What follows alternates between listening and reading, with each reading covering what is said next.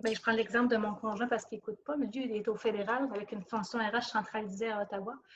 Puis, c'est un chef de groupe, il n'arrête pas de se plaindre que les RH ne font jamais rien. Ils dorment tout dans sa cour, c'est tout lui qui fait. Il fait ses entrevues tout seul, il fait ses offres salariales tout seul. Il n'y a pas d'accompagnement, pas de rôle concept. Et qu'il dit, si bon, ils servent à quoi, ces personnes-là? Il n'y a rien à part des formations simuldues dans le portail de formation du fédéral.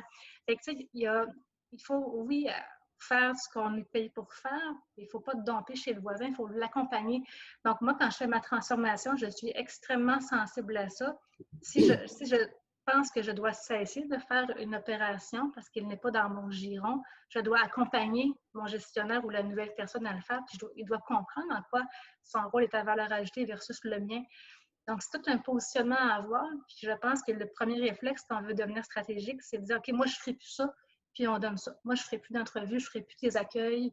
Puis j'ai du temps pour faire d'autres choses. Mais non, on fait juste perdre toute notre crédibilité. C'est une des erreurs, un des pièges à éviter.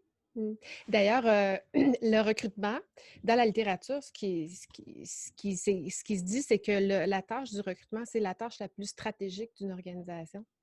Puis, c'est celle qu'on donne dans des postes d'entrée bien souvent ou celle qu'on veut se débarrasser le plus rapidement aussi. Mais quand on y pense, quand tu fais du recrutement, tu as un pouvoir. Tu as un pouvoir de faire performer ton organisation en embauchant des joueurs performants ou non.